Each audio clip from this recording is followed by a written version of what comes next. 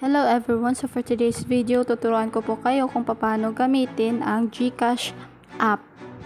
So i-open lang natin itong GCash. So dito, pwede kang mag-login via biometrics or yung MPIN mo. So kung sakaling mali yung MPIN na in-enter mo, meron kang 3 attempts na gawin yan. Kapag na-maximize mo na yung 3 attempts at kung mali pa rin yung MPIN mo, kailangan mo nang i-reset yung MPIN. Then magpo-proceed na tayo dito sa GCash app.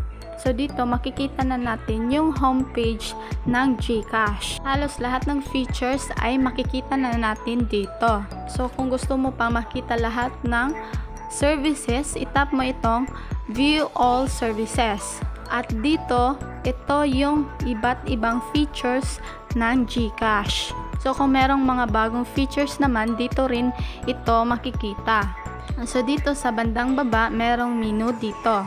Nasa homepage tayo, so dito tayo sa inbox. Makikita yung iba't ibang communication na isinend sa'yo ng GCash. Basically, makikita mo dito yung mga transaction na ginawa mo at yung mga promos sa GCash. So kapag merong pinadala na promo si GCash, dito nyo makikita. So dito lahat ng notification na ginagawa natin, halimbawa kapag nag-load ka, dito natin ito makikita.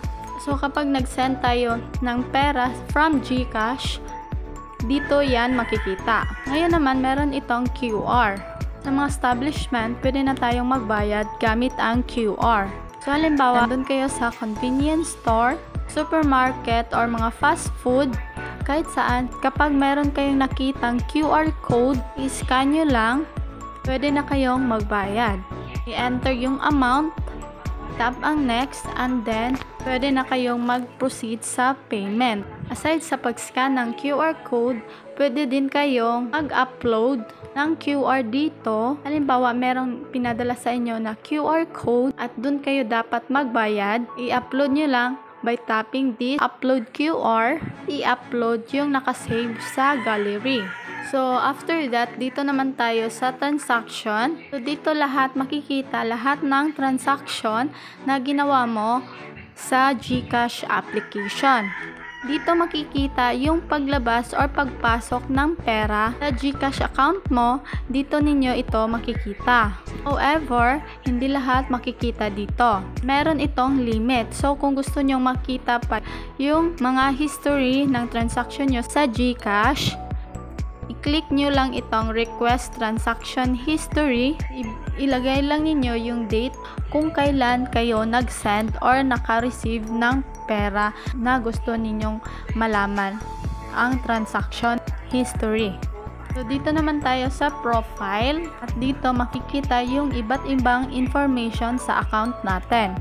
Unang-una, dito nakalagay yung phone number ng account natin at yung name natin na ginagamit sa GCash. So kung gusto ninyong i-update yung pangalan ninyo, halimbawa nag-asawa na kayo, pwede ninyo itong baguhin by tapping this. Then i-click itong update account information. Kung sakaling gusto ninyong ipabago yung pangalan ninyo or yung apelyido ninyo. So kung sakali naman gusto ninyong i-delete yung account sa GCash, i-click lang ninyo itong delete account. Dito naman sa view benefits, dito makikita lahat ng mga features na pwede mong ma-access sa GCash. Balik tayo, dito naman tayo sa profile limit. Dito sa profile limit, makikita ninyo yung maximum amount ng wallet ninyo. Dito sa wallet limit ko, meron itong 100,000. Sa daily outgoing limits naman, meron din itong 100,000. At dito sa monthly income limit, meron ding 100,000. Pwede ninyong i-increase yung limit ninyo by doing any of this transaction.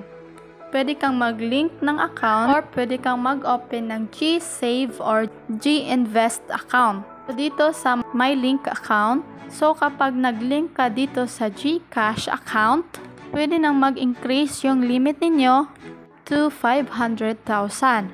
So halimbawa, meron kang in-order na GCash card, tap mo to at pwede mo nang i-link dito. So So kapag meron na kayong na-order dati, pwede ninyong i-link. Pero kapag wala pa at all, pwede ninyong itap itong order a card and then send me a card at mag-proceed na sa next step. Meron itong bayad na $250 pag mag-order kayo ng GCash card. So, i-close ko lang to. So, meron pang madaming pwedeng i-link na account dito. Halimbawa, meron ditong BPI, Union Bank, Pioneer, PayPal at iba pa. Balik tayo, meron din ditong my QR code na pinag-usapan na natin kanina. Then dito sa G-Score, pwede kang gumamit. Halimbawa, maglo-loan ka sa GCash, pwede ninyong gamitin ang G-Score. So, paano ba mapapataas yung ating G-Score? Pwede ninyong gawin itong mga transaction na ito. At meron din ditong quick links. Pwede kayong mag-cash in, request at card. At babalik lang tayo. Dito naman tayo sa Alipay Plus. Pwede mong gamitin ang GCash account kapag meron kang nakitang mga logo or mga establishment na nag-a-accept ng Alipay Plus. Makikita rin natin dito yung mga transaction history na ginawa mo gamit ang Alipay Plus. Dito naman tayo sa promos. So, makikita natin dito yung mga promos, voucher packet. Then, dito sa settings, kung meron kang gustong baguhin, i-click mo lang itong settings. Pwede mong baguhin itong change MPIN, account secure, account recovery, biometrics login. So, pwede mong i-set up dito sa settings. So, dito naman sa help section, kung halimbawa may inireport ka dito sa GCash or nag-request ka ng refund, pwede kang mag-chat dito ni Gigi. So, close ko lang, meron ditong terms and conditions. Dito ka rin pwedeng mag-log out. Dito naman tayo sa home. So, dito sa cash in. So, halimbawa, gusto mong mag-cash in, pwede mong gawin yan over the counter. Meron ditong mga cash in machines, convenience stores, katulad ng 7-Eleven. Pwede din sa mga pawn shops, payment facilities, katulad ng bayad center, or sa mga nakikita natin sa SM, or sa mga malls, supermarkets, department stores, drugstores, at meron din ditong sari-sari stores. So, kapag merong malapit na tindahan sa inyo, pwede kayong mag-cash in. Click natin itong GCash para outlet sa mga sari-sari store na nag-e-entertain ng cash in. Ibibigay nyo lang yung phone number ninyo or pwede kayong mag-generate ng QR code at asahan na ang yung perang padala sa inyo kapalit yung cash na ibibigay mo sa kanila. So, yung cash na meron kayo or yung bills mo, pwede mong ipagpalit sa GCash money. Yun yung sa cash in.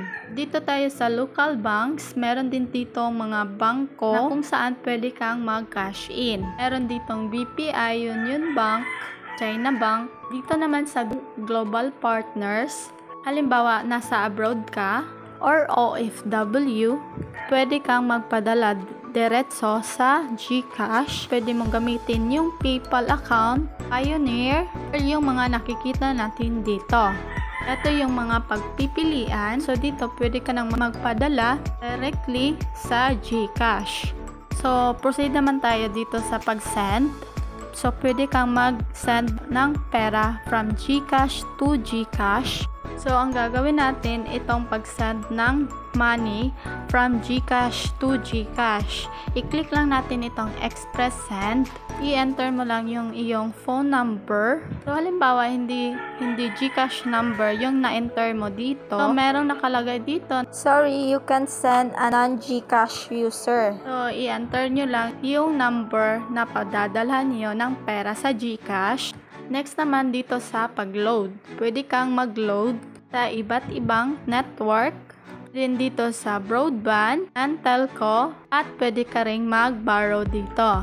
So, ang gagawin natin ngayon ay mag-load tayo. So, sa pag-load, ang gagawin mo lang, mamimili ka dito ng network. Halimbawa, itong TM. Then, i-enter nyo lang yung phone number na pag-loadan ninyo. Then, itap itong next. And then, click yes, proceed. Check nyo lang yung kung tama yung na-enter ninyong number. Then, piliin yung load na gusto nyong isend. Pwedeng regular load or only text or call, or meron din ditong surf. Then, i-click itong buy now. Next naman itong transfer. Ito yung bank transfer na kung saan pipiliin mo yung bangko na papadalhan mo ng pera from GCash. Pwede kang mag-scan dito kapag merong QR code sa bangko. So, halimbawa, pipilian natin dito ang Metro Bank. Ilagay lang ninyo yung amount, account name, account number. Dito, pwede ninyong ilagay yung Gmail address. Optional lang ito. Pwede ninyong ilagay, pwede ding hindi. Meron itong charge na 15 pesos. Then, after that, i-click natin itong send money. Then, kailangan nyo lang i-double check yung mga information. And i-click itong I confirm and pay. Sa next step, makaka-receive ka dito ng OTP at confirmation kung na-approve ba or successful yung iyong pag-transfer. So, para makita yung full list sa mga bangko, i-click lang itong view all. At andito na yung iba't ibang bangko na pwedeng paglipatan ng pera sa GCash. Next naman, dito na tayo sa bills. Pwede kang magbayad ng bills dito, katulad ng electric bills. For example, Meralco. Lagay mo lang dito yung amount, yung customer account number. Makikita ninyo dun sa bills na na-receive ninyo. Lagay yung inyong email address kung saan ipapadala yung proof of billing ninyo. Pwede ninyong i-check itong insurance, then i-click itong next, mag-proceed sa next step. So, aside sa electric bills, meron din ditong water utilities, cable, or internet. So, meron din ditong mga credit cards, nag-a-accept din dito. So, pwede din dito sa loans, government. So, pwede ninyong explore itong bills payment at pwede na kayong magbayad online gamit lamang ang GCash. Yung iba merong charges, yung iba wala namang charges. So, yun yung part 1 na paggamit sa GCash account. Na-explore na natin yung cash in, send, load, transfer, at bills. So, next naman yung gagawin natin, yung iba pang mga features dito sa GCash na hindi pa natin na-mention, tulad ng borrow, GSave, GInsure, G-Invest, at marami pang iba. So, dito na lang po nagtatapos yung ating video. Sana ay may natutunan kayo. So, kung nagustuhan nyo ang aking video, please don't forget to like, share, comment, and subscribe for more tips and tutorials. Thank you for watching. God bless and bye-bye!